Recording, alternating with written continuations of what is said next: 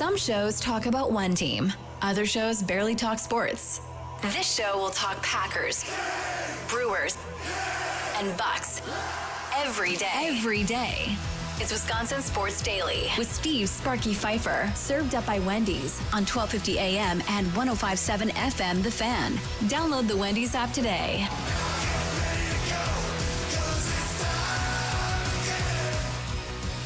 Welcome in. Here we go on a Friday. You know what's getting closer? You know what's getting closer, Charlie?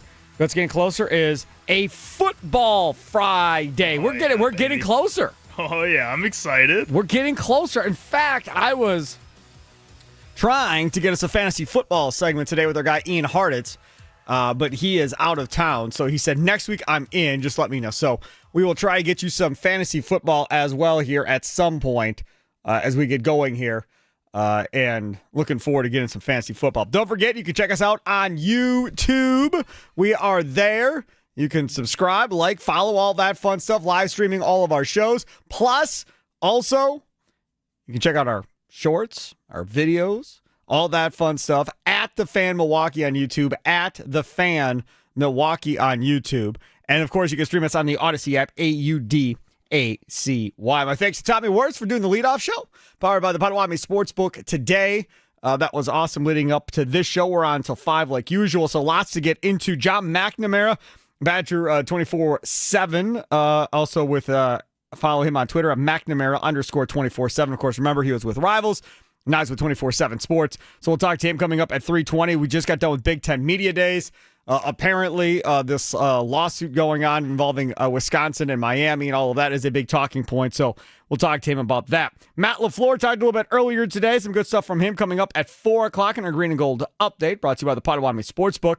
Andy Herman from the Pack a Day radio show that you hear weekday mornings here on The Fan from 8 to 9. He'll join us coming up today at 4:20. And we get his thoughts from a practice today in which I don't know if he had pom-poms out and a cheerleading outfit on or what the deal was today with Andy Herman, but he was loving him some Dontavian Wicks today. I hope he shaved his legs if he was wearing the whole cheer outfit, Charlie. Right? I'm going to assume he wasn't, but also you never know. You don't think he shaved his legs? Well, I don't think he was wearing a cheer outfit, Sparky. Hey, he was pretty excited. I'll tell you, he was pretty excited. The pom-poms, I believe. Yes. I don't know about the whole outfit. Yeah. You know, anything get clicks, right? That's true. Andy Herman at 4:20. You said you'd dress up as Wendy for Halloween if you had to. Sure, absolutely I would. Bart Lundy, Milwaukee men's basketball coach for the Milwaukee Panthers. He'll join us coming up at 4:40. They got a big golf outing coming up that he wants to get on the air and talk about, so we'll talk to him about that. He was actually at the event last night where some of us were here from the station for the Wisconsin Athletic Hall of Fame. Mason Crosby goes in last night. Donald Driver was the guy introducing him. Then we also had Ernie Johnson going in. Brian Anderson, Bruce play-by-play guy, was the guy introducing him, which was pretty cool. And then, of course, Joe Thomas went in, and Chris McIntosh, the Wisconsin Badgers athletic director, who, of course, was left tackle himself prior to Joe Thomas.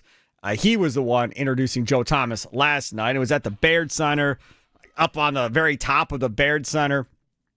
Very cool event put on by Lammy Sports. Did a great job over there by Team Lammy, however you say it nowadays. They did a great job. It was very fun. Can I tell you about our teammates that I had to sit next to at this thing? Sure, let's hear it. Can we talk about this? Yeah. So when I got there, I didn't know where they were. I mean, this place is gigantic, as you all well know. They have, on the top floor, they have, this huge outdoor patio area. So a bunch of people were out there. They had a bar open. They had hors d'oeuvres floating around with people walking around the hors d'oeuvres. It was kind of foo-fooish. But either way, it was fine. So Ken Summerfeld, Brewers engineer, who I've known for a long time, I saw him first. So I'm like, all right, cool. I haven't talked to Kent in a while. So I started talking to Kent. Josh Mauer, Brewers announcer, was with Kent. So I was talking to Josh. And they were waiting for the other two announcers, Levering and Grindle, to get there because those four ended up going on stage and doing a little thing before they did a Bob Uecker tribute video, which was very cool. Sidney Moncrief did a video and a tribute to Junior Bridgman, who passed away as well at this thing. So all first class, all well done. However, they were in our row, right? So they're in our row. And then Also in our row, all the seats were filled. There's like 8 seats in a row. Was myself, Tommy Wirtz, and Mitch Thunder Nellis. Right. Remind me again, never, ever to go to an event with Thunder. Ever again. If I ever say, hey, I'm going to go to this event with Thunder, be like, Sparky, you told me not to let you do that again. What happened? Holy cow. So, listen, I love the dude. Like, nicest guy in the world, would do anything for anybody, whatever. But this dude cannot sit still or shut up. He just cannot. I mean, he was the whole time. And then Tommy's next to him giggling and laughing and back and forth they go. And then finally, that went on through Crosby, through Joe Thomas. We finally got to Ernie Johnson, and they finally both shut up. And then Mitch was like, oh, I got to go. I'm going to go to the bar and get water or something. Cool. Never came back. Gone. I don't think he came back throughout the rest of the ceremony after that. But Ernie Johnson was amazing. He was, of the three, obviously I love Mason, but all the Mason stories I know he's told. So that was cool. Joe Thomas was fine, but Ernie Johnson, if you ever get an opportunity where you can pay money for tickets to see Ernie Johnson speak anywhere in this country, do it. He is amazing. One of the best storytellers ever. Just a huge heart. Really thinks. Such good stuff. But yeah, the whole Thunder thing. Like, they did, what did they said something about Mason. Whole place is quiet. Thunder, woohoo! And then Mark Cass was like, yeah, right, woohoo, whatever the case. And so then drivers up there trying to get people to donate to Wisconsin Athletic Fund. And they put up like a QR code up on the screen. And driver's like, okay, everybody. Now this stupid YouTube thing. Driver's like, okay, everybody. So this is the deal. What? It only goes back so far? See, this YouTube thing is very distracting. Well, and then you have it aimed up a little too high. Well, yes, because if I touch it, I get yelled at. You just got to put your hand next to your face. If I move it anywhere, I get yelled at. I can't do anything. I didn't do anything. I literally just moved my head and it moved back. So I have no idea. Anyways, so they put this QR code up. So driver's like, all right, everybody, get your phones out, make donations, blah, blah, blah, blah, blah. So, you know, some people have their phones out and making donations. And then driver's like, okay, so we're going to have a countdown here. Obviously, nobody was counting. Who do you think was the one that decided to be loud and start counting for everybody? Probably Mitch Thunder Nellis, yeah. Yeah. I was like, oh my, seriously. Somebody needed to start counting? I don't blame him for that one. I'm all about, doing what we do, that's fine. But we go to events like that, man, I don't say nothing to nobody. I just sit down in my seat, watch the event, take pictures, shoot some videos. As soon as it's done, I'm out of there. I'm not for hanging around and mingling and doing all that stuff. I'm up, I'm out, see ya. But Mitch. Mitch is for the hanging around and the mingling part of things. He's so good at that. He's good at connecting with people, talking with people. And then he was like, before it, he's like, hey, Spark, why don't we all go, let's go, Mason, let's go, or some goofy chant he came up with. I'm like, no, shut up and sit down, Mitch. You should have said yes and then let him do it by himself. I was like, dude. You got to get him back that way. I was like, no, be quiet and sit down. And he sat down. But whoo-wee, boy. That's something else there. And I got Tommy next to him. Tommy, he's up for good entertainment. So Tommy's laughing at him and whatever. I don't even know what they were saying half the time, but I could hear Tommy chuckling next to me the whole time. That was highly entertaining. Also entertaining is the MLB trade deadline that is coming up quickly, and it doesn't feel like everybody is going to wait to see at the last minute what's going to happen necessarily. So we know the Yankees were interested in Eugenio Suarez. Well, that's not happening, we don't think, because Ryan McMahon, the third baseman for the Rockies, who has been brutal, got traded for a couple of prospects to the New York Yankees. Not great prospects, like 8 and 21 or whatever the heck it was. So not great prospects by any stretch of the imagination from the Yankees farm system. But he gets traded to the Yankees. He still has another year left on his deal, I believe. So that happens. So now that's off the market for the Milwaukee Brewers as well. Now remember, Ken Rosenthal caught all this heat for pleading to the Milwaukee Brewers, or to the Brewers, to Mark Attanasio, to do something at the deadline. Do we remember this? I do. Pleading, please, can you do something at the deadline? So, upon my way around Twitter this morning and this afternoon, I find an article that gets posted by Robert Murray. Robert Murray has been a right-hand man and kind of came up in the biz, I think, with John Heyman, and has since went on and has become his own guy with Fansided and does a great job breaking stories and so forth. So he puts up this thing a couple hours ago about fits for Suarez, include the Brewers, the Tigers, the Mariners, the Cubs, so forth. Okay, fine. So then he says for the Brewers, and it says, if there was ever a time for the Brewers to make a splash, this would be it.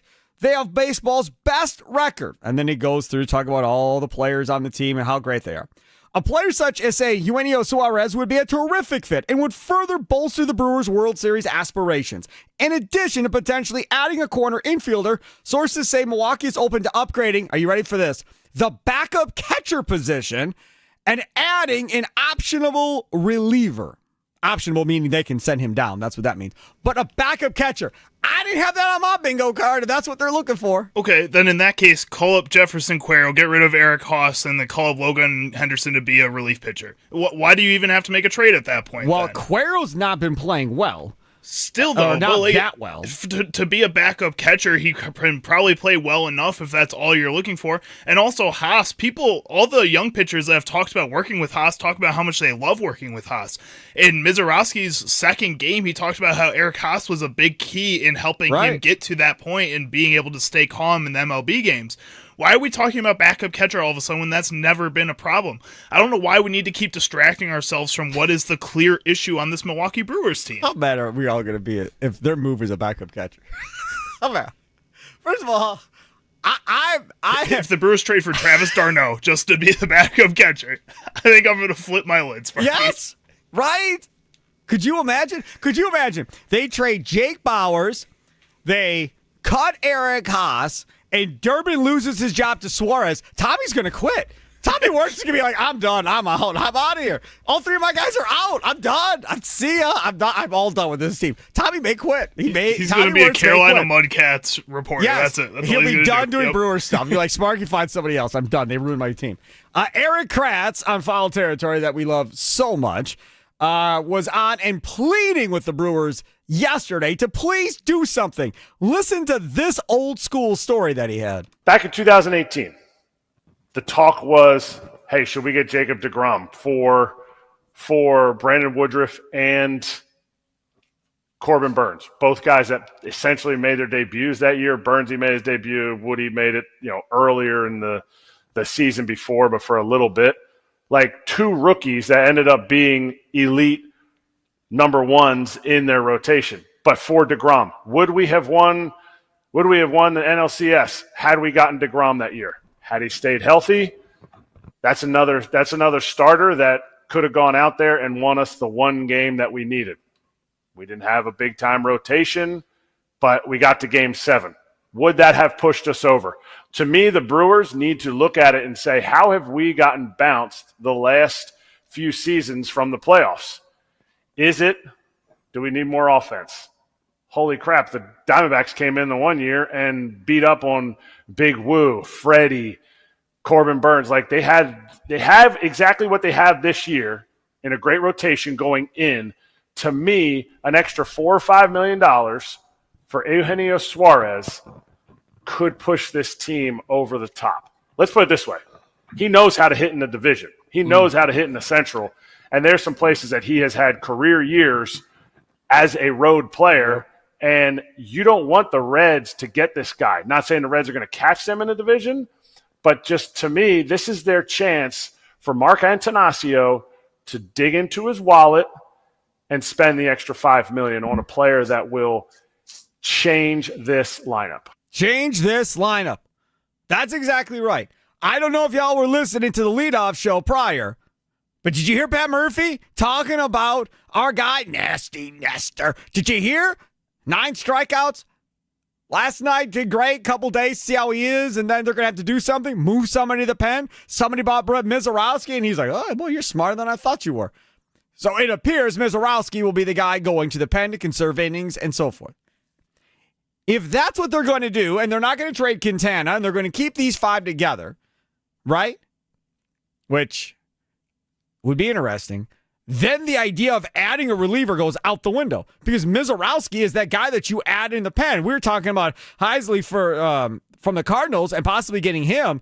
Well, you don't have to do that if you're going to stick with these 5 with Quintana and put Mizorowski in the pen, Charlie.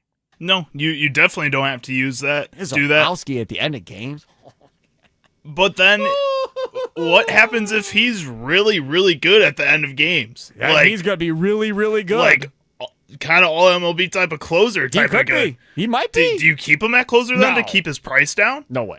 Mizorowski for the rest of his career? Yeah. No. He did way too well starting to even consider that. But to get you through the rest of the year, I think that makes a lot of sense. So then what does that say to Trevor McGill then if you were to put him into that closer role then too? No, you won't put him into the closer role. No. I would imagine they'll use Mizorowski like they used Hader.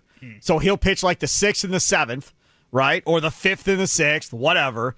And then you go to Uribe and McGill at the end of the game. This will affect Mears and Koenig more than anybody else would be my guess. Do you know how deep the back end of that pen is? Because you're talking about Mears, Koenig, Mizorowski, Uribe, and McGill. Dude, those are 5 guys that are all essentially kind of shutdown guys. Maybe not Koenig as much lately, but those other cats have been unbelievable. And now you're going to put Mizorowski out there too? I mean, literally, you're going to ask Peralta, Woodruff, and Nasty Nestor to get you through 5 innings, and then it's curtains. You better get to them first, because if you don't, it's nighty-night. I mean, that's pretty dangerous, man. I don't know how most teams can find a lineup that can go against that for a whole 5-7 game series. That's going to be really tough for any other National League team to match up with. Even a team like the Dodgers, who have a pretty deep lineup, it's still pretty top-heavy for them, though. So for them to match up later in games when you need some of those bottom-of-the-lineup order guys like the Brewers have and a Caleb Durbin or Jake Bauers to step up, you don't have that, and you're going up against a Jacob Mizorowski, followed by Abner Uribe, followed by Trevor McGill in the last 3 innings of the game. Right. Man, that's going to be hard.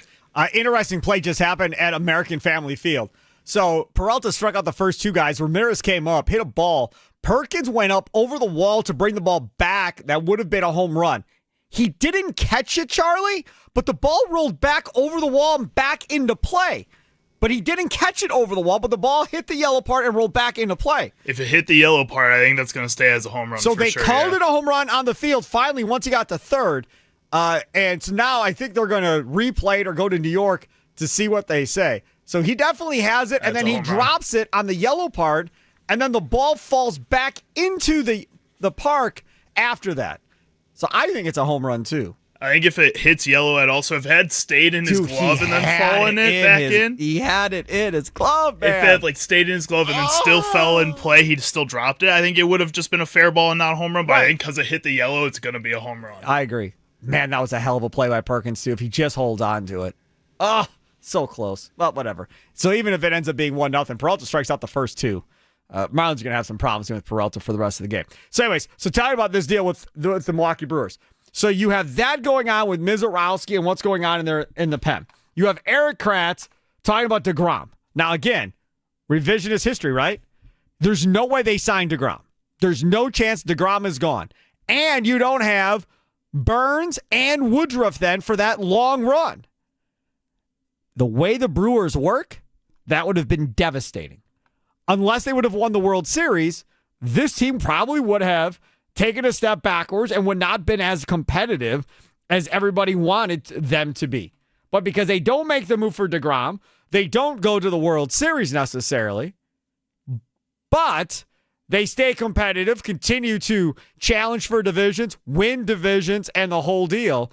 And that is something. Ruling on the field overturned. It is not a home run. The ball remained in play.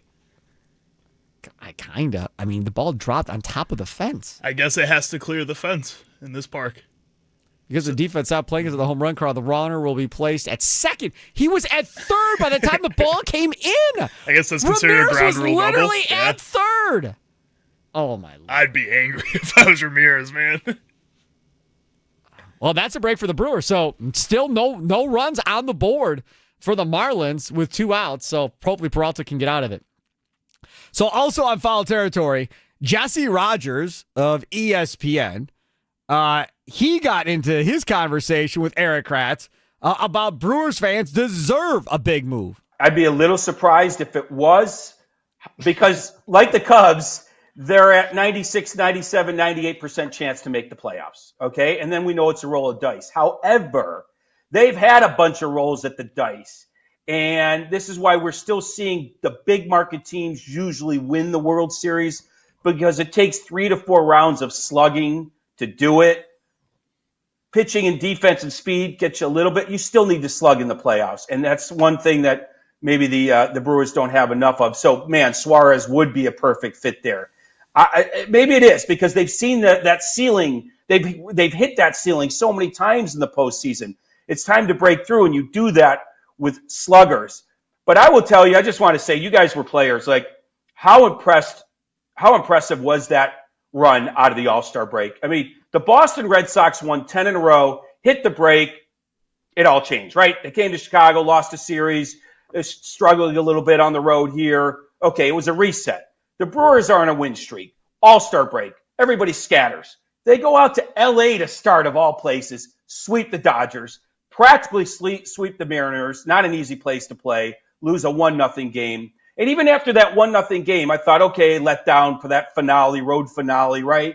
You lost the win streaks. They didn't have any letdown. Just an amazing, amazing run since Memorial Day for the Brewers. Those fans do deserve a big trade deadline acquisition. I think they'll make moves. I don't know if they'll make that big move. They'll make moves. That's what Jesse Rogers says. They're going to make moves. Now, how minuscule are the moves going to be? And then the moves that are minuscule, or that we deem as minuscule, how big will those guys, play up to when we get into that situation come August and September? We're talking about getting a backup catcher possibly, according to Robert Murray. So if they do that, who knows? That backup catcher could have a big hit down the stretch to win them the division at the end of September, and a late inning situation that could change everything for the Brewers. Again, I don't think they need a reliever, though. If Mizorowski is going to the pen, they don't need a reliever. If they're going to trade Quintana, or what if they trade Nasty Nestor? Could you trade Nasty Nestor at this point and keep the 5 that you have? Because that's a rental, though. Maybe. I feel That's like got to go to the AL, though, if you do that. You do, and I also feel like you kind of have to justify Caleb Durbin being enough in return for a Devin Williams then at that point, and I just don't think you can. I think you still want to see what you can get out of Cortez, a guy who in the past has had like that AL Cy Young type of ceiling. Just see what you can get out of him. Right now, you can't justify Durbin was enough for Williams. All right, we're late. We got to get to our guy, John McNamara. It's Wisconsin Sports Daily, served up by Wendy's, live from the 1250 AM at 105.7 FM The Fan Studios, powered by the Potawatomi Sportsbook. Time for your fan weather forecast, brought to you by Utke Heating and Cooling. 78 degrees, partly cloudy skies right now. Air quality alert still in play until 11 o'clock tonight. Low of 67.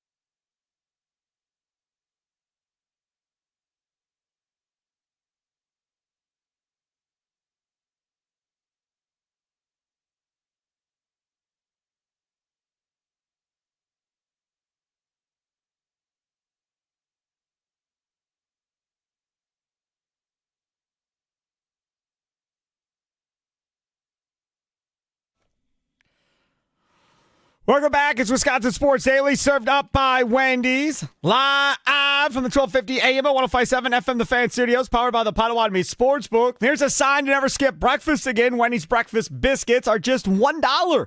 Your choice of a buttermilk biscuit with grilled sausage or bacon with egg and melty cheese, or even the Honey Buddy with juicy chicken and maple honey butter. Get your napkins. For just $1. You can't go wrong unless you forget to add the delicious seasoned potatoes or the warm, fluffy French toast sticks or even the ooey gooey Cinnabon. Come on, start your day the right way with Buck Biscuits at Wendy's. And don't look back, limited time only. Was at Wendy's last night. I was at Wendy's last night at midnight. Charlie. Ooh, late time run. That was my first meal of the day.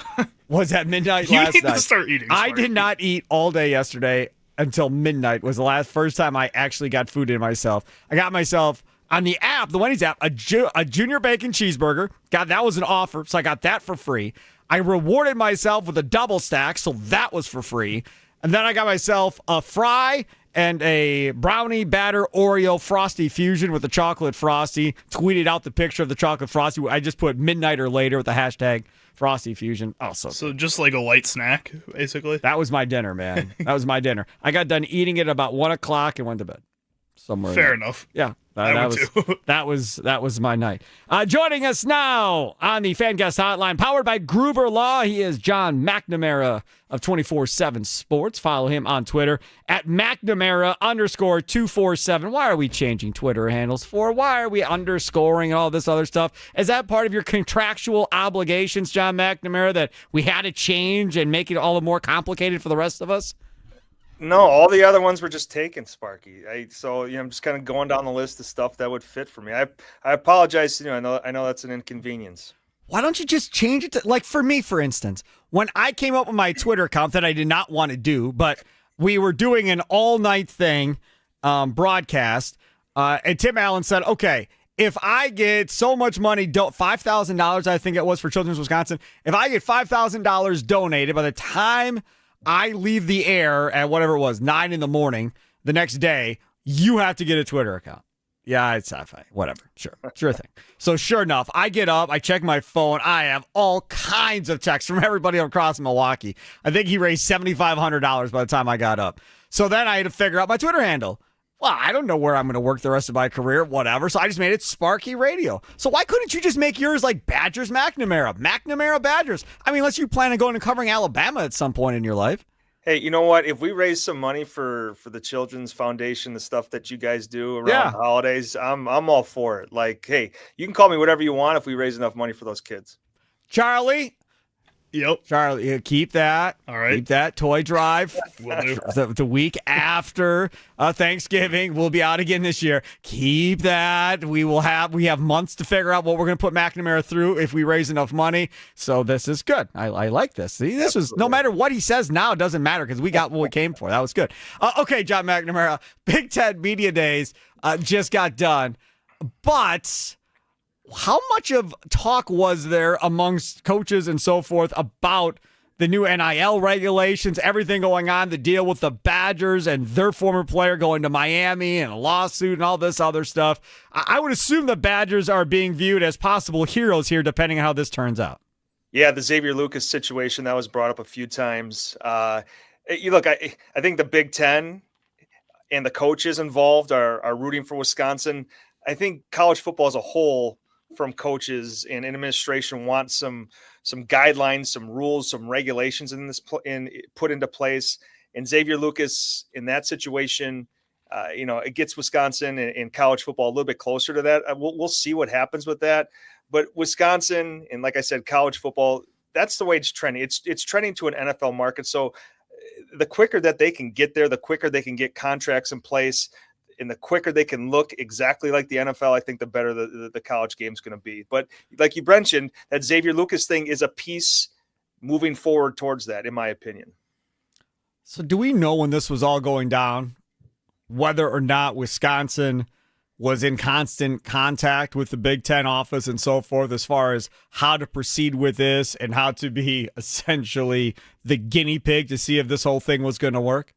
Well, I guess you kind of got to read between the lines, but the fact that the Big Ten came out in unison with Wisconsin, said we support this, putting it on the Big Ten letterhead, coming out with Wisconsin, you would imagine that they are in full support here.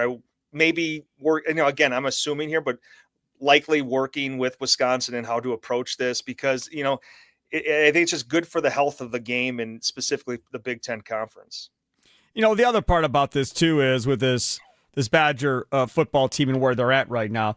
This is a brutal schedule that I don't think anybody has any expectations for this team doing much of anything, including probably even going to a bowl game at this point. So when you talk about this Badgers team, what really are realistic kind of goals and expectations? Is it just about continuing to develop the incoming class, continuing to develop what are now sophomores, not worrying as much about wins and losses with this team, but putting this team in a better position to be a bowl team again when their schedule gets much easier in 26? Is that what this is about for Fickell? Because if it's about wins or losses and he's getting fired, and it's all dependent on him keeping his job based on this year, then he might as well leave now because he's not keeping his job. So I don't think that's it. I think McIntosh realizes they're screwed this year, so it's going to be more about wins and losses in 26. I would agree. And I to tackle a part of that, I think there's people in the fan base that think that Luke Fickell is currently on the hot seat.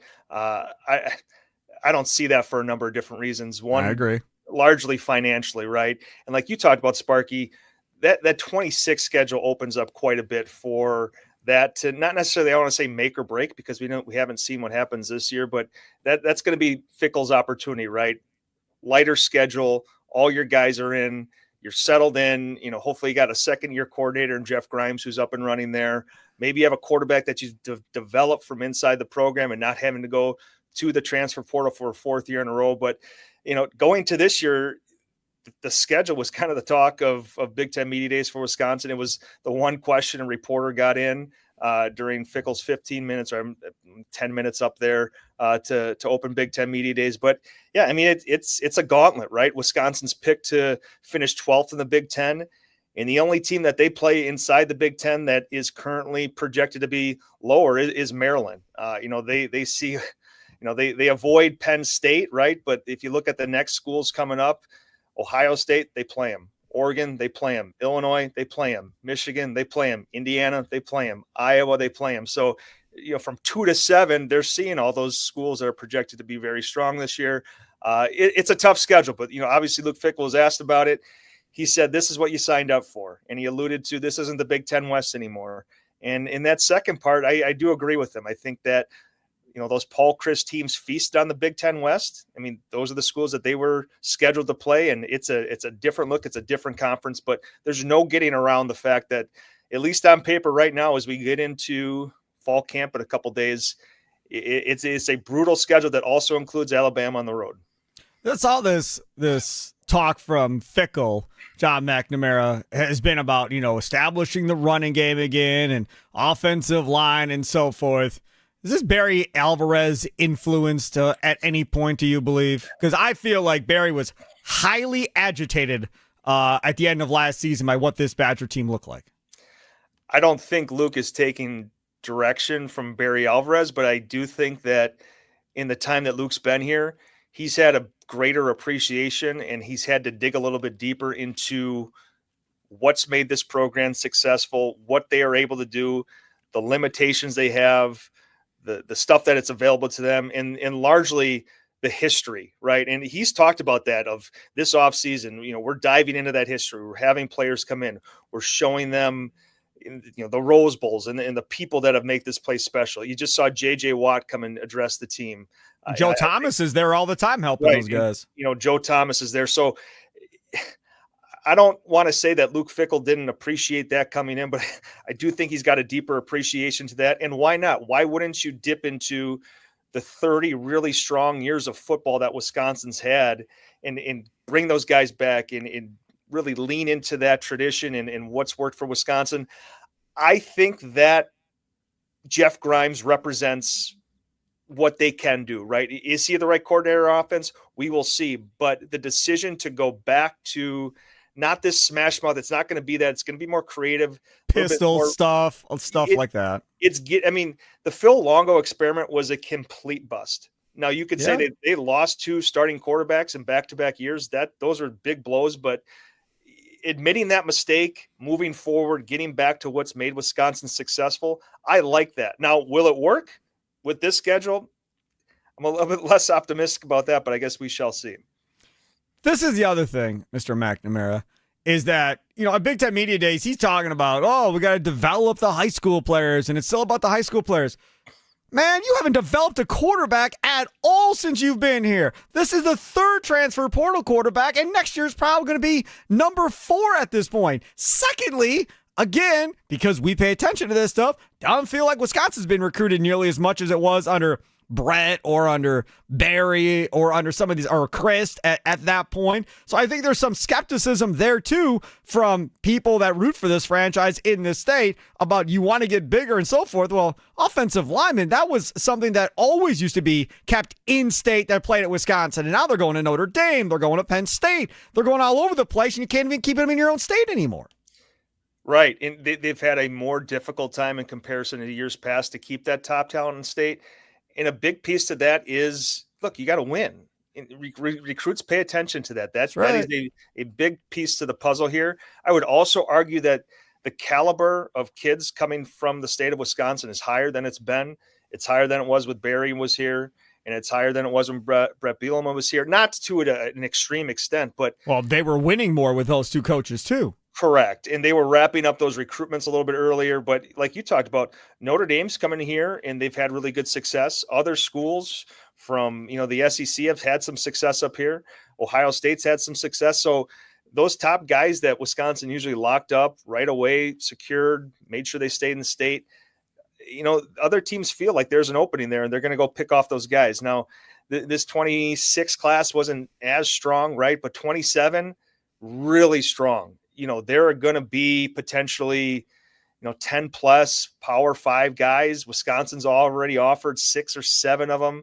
Good. Handful more that you can look at. So if you could put together a strong season this year and piggyback it into that 27 recruiting, that's best case scenario. Okay. But we talked about how difficult the schedule is, right? Yeah, it's very difficult. Like I said, 4 wins probably this year, 5 wins maybe. But for me, we knew the relationship Brett had with the high school coaches. We knew the relationship Barry had. The issue with Chris and the high school coaches, I think they had great relationships too. Everybody loves Paul Chris. Yeah. What is the relationship like with this dude and these high school coaches? I know when he first got here, we're going to recruit guys within guys of so many miles of campus and blah, blah, blah, blah, blah. And I feel like that's been out the window too. How has that relationship been over 2 years?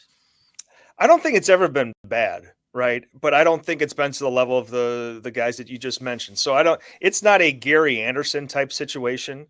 He really didn't care about the state at all. Not at all. And those high school coaches, when they went off record, reflected that. So I don't think it should be painted in a light of the relationship with these guys is bad. That's not going well. It's a different recruiting landscape. More attention's being placed on the portal. Obviously that's across college football. The relationships with high school coaches isn't bad, but I would also argue that it's not as strong as it used to be. A lot of these coaches really liked that they had a point person. Under Chris, it was, Chris Herring was all these in-state guys, all these in-state coaches come through me. I'm going to be the contact. Who it's going to be. Wisconsin's kind of spread their guys out a little bit where, the assistants are working in different parts of the state. But again, it's not a bad relationship. I think it's a growing relationship, but it isn't at the level of where Brett and Paul were during their time at Wisconsin. I'm going to ask you a question, and I don't think I really want to hear the answer to this question. I'm fearful of your answer to this question. Fearful. I just want you to be honest. Nobody's listening. It's just you and me. Everybody's listening to the Brewers game. Brett Bielema versus Luke Fickell. If you were going to have a program and you were going to start a program, who you want? That's whole package. At Wisconsin? Yes, whole package. Right now, if Fickell's out and you're like, all right, we got to start this thing over, blow it up, we're going to start over again because he train wrecked the hell out of it. Who do you want? if they got rid of Fickle, and again, they're not going to, right? They're not going to do that this season. No, but who's the better coach? I mean, you've seen what Bielema has done at Illinois, and you've seen what Fickle has done at Cincinnati, but now what's happened here? I mean, you could say Bielema didn't do great at Arkansas. That was a failure. You could say Fickle hasn't done well at Wisconsin, so we don't know what his next job will look like after Wisconsin, but Bielema clearly looks like he knows what the hell he's doing in the Big Ten. If Luke Fickell wasn't the coach at Wisconsin, Brett Bielema would be probably the first phone call I'd make. I shouldn't say Chris McIntosh because I kind of think those two are attached, right? If one goes, both might go. I don't know if Chris McIntosh will be around to make a second head coaching really? hire if they need to get there. Again, I don't feel like Luke Fickell's on the hot seat right now. I don't. I think it's going to be around that year 4 where. Hey, I just thought of something. So this is going to get crazy. So if Fickell doesn't win in 26, because he ain't going to win 25, if he don't win in 26, if McIntosh goes with him, which would suck because I love Chris, but if they got rid of both of them, McIntosh and him, Chris comes back as athletic director, Jim Leonard's your new head coach. You could not pay Paul Christ enough to be the athletic director at the University of Wisconsin. I don't know where Paul Christ is right now, but I'm sure he's enjoying a more simpler lifestyle. He is not going to be the athletic director at the University of Wisconsin. I'm sure he's happy right now doing something he enjoys. I just think Jim Leonard somehow, some way ends up back here. But he'd be my second call, right? I mean, yeah. Again, you're leading me down a dangerous path here, Sparky, of talking about what's going to happen in 2 years. But yeah, I can't handle much more Fleck, man. I'm telling you, I can't handle much more PJ Fleck. I've had my fill of that dude, man. I feel you. You're not. You're speaking for the fan base. You represent the people, Sparky, very well. They have a very similar feeling. And look, Wisconsin's going to get their opportunity. They play Minnesota this year, like they do every year. That'll be a big game. And in terms of what is progress this year? Is progress beating Ohio State, Oregon, those type of schools? No. To me, it's can you avoid getting blown out by Iowa? Can you beat Minnesota? Do you not get? They don't play Nebraska this year, but those are the games last year that stick with me. Especially that Iowa. It was 42-7. Those guys have been doing 42 push-ups throughout the offseason. I mean, they are hammering these guys about last year. Did not meet anyone's expectations. That trophy case is empty. And, everyone can be optimistic, right, in late July for their program. We'll see how it looks in a couple weeks here. But I think this team is better. I don't know if the record will reflect that. I have zero faith that the offensive coordinator is there in 26. I think Grimes is here for a year, gone for a bigger, better deal. I think that's who that dude is. So I don't think he's here more than a year. He was at Kansas for a year. I think you can argue that's a better situation than what he's got here. So he's gone in a year, and then they're going to have to figure out again what to do on the offensive side of the football. God only knows who the quarterback will be in 26 at this point. So, yeah, I'm sorry. I'm sorry to bring you down going into the weekend, but I love that you came on, and you're on the video on YouTube so everybody can see your bald head. It looks good, I don't know if that's a good or bad thing. It's looking good. John McNamara at Badger 24/7. Follow 24/7 Sports in the Badger account there at Badger 24/7. Follow him on Twitter at McNamara _247. That is until the toy drive.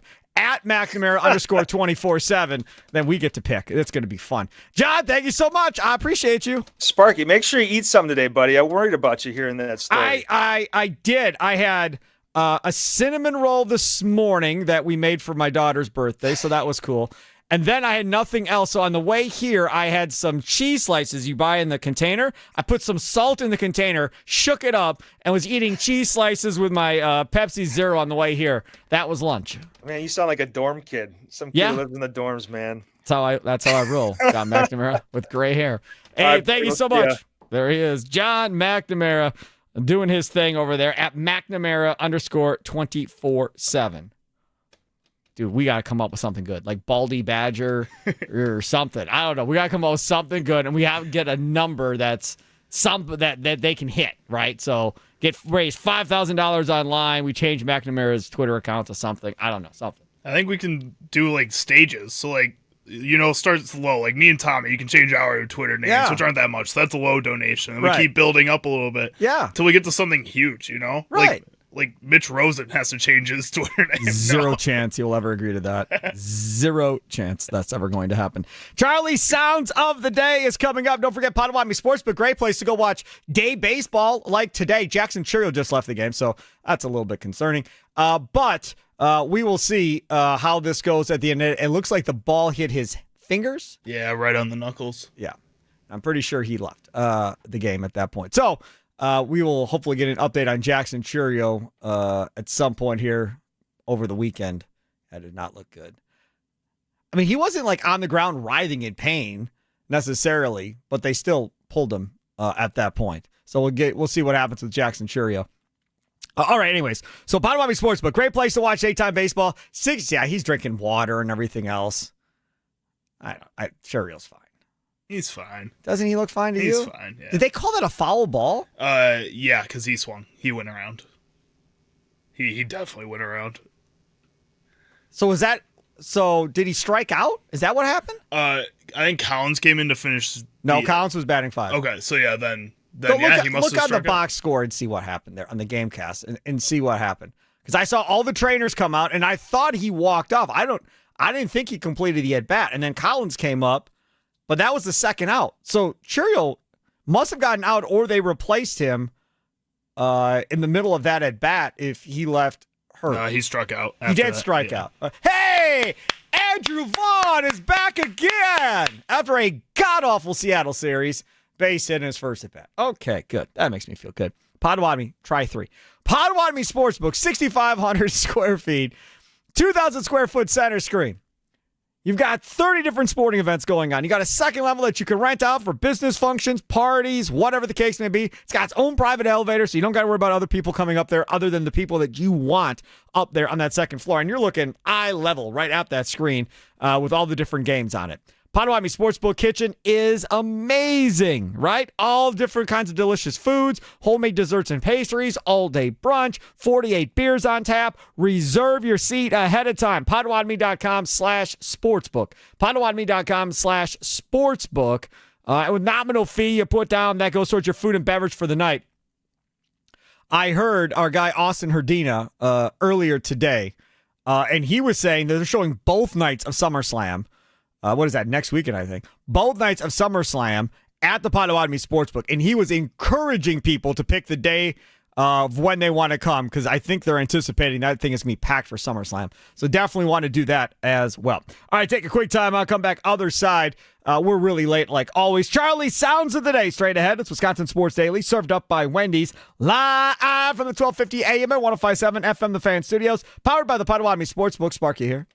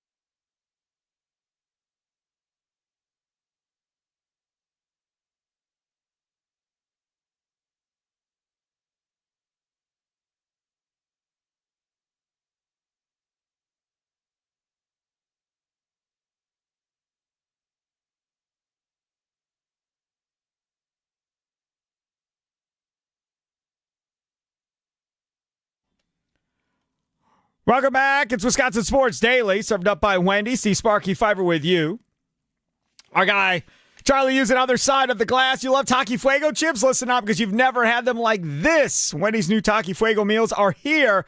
This Sammy has a Taki Fuego chip intensity you love piled up on one of their fan favorite spicy chicken sandwiches with Taki Fuego chips, chili lime sauce, and creamy corn spread. The small Fuego fries get tossed in an intense chili lime seasoning. It's almost like this meal couldn't take any more Taki Fuego chip intensity. That's where the extra 1 ounce bag of Taki Fuego chips on the side comes in. Well, while supplies last, you can grab this Taki Fuego meal at midnight at Wendy's, open midnight or later. Limited time only at participating U.S. Wendy's. We are really, really late here, so we are going to push back Charlie's sounds of the day. And we're going to push it back to, we'll butt it up with Bart Lundy, the men's basketball coach that's coming on in that last segment at 4:40. So we'll talk to Coach Lundy from UW Milwaukee, and then we'll do Charlie's sounds of the day to end the show. Does that work? I'm not trying to be mean, but I feel like if we go right now, we're not going to get done with this till like 4:15. That's fine with me, I guess. I'm sorry. I know. It's all right. You get pushed back. I'm sorry. I apologize. So we'll hear from Matt LaFleur, Packers head coach, coming here in a Green and Gold update brought to you by the Potawatomi Sportsbook. And interesting to hear from Matt LaFleur today. And then it's Andy Herman from the Pack a Day radio show coming up at 4:20 today. Remember, you can hear him weekday mornings from 8 to 9 here on The Fan. Then it's the Mason Crosby Show, newly inducted into the Wisconsin Athletic Hall of Fame last night. Him and Mitch Thundernellis, brought to you by Verizon. They're on from 9 to 11. And then, of course, our show from 2 to 5. Who is that guy? Nate Bargatze? Yeah, he's a comedian. He's pretty funny. Yeah, apparently he's at the Fifer Forum tonight, performing at like 7 o'clock. That's what it looks like. Have you ever done that? Have you ever paid to see a comedian in a stadium? No. I've never paid will. to see. Have I though paid? I don't think I've even actually paid. Every time I've gone to a comedy club, it's been something with the radio station where we got tickets, and I don't think I've ever paid.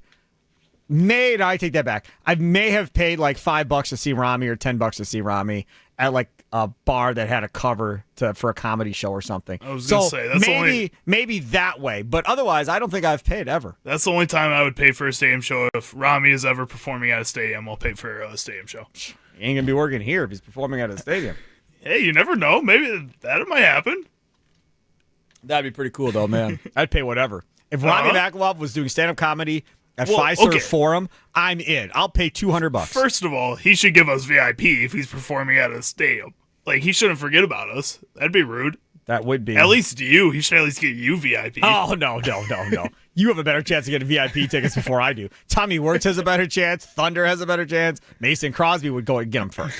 Former Packer, you'd get him first probably. But it's all right. I would still go. I think it would be awesome to go see Robbie Makalov. All right, take a quick time out. Come back on the other side. We'll hear from Packers head coach Matt LaFleur.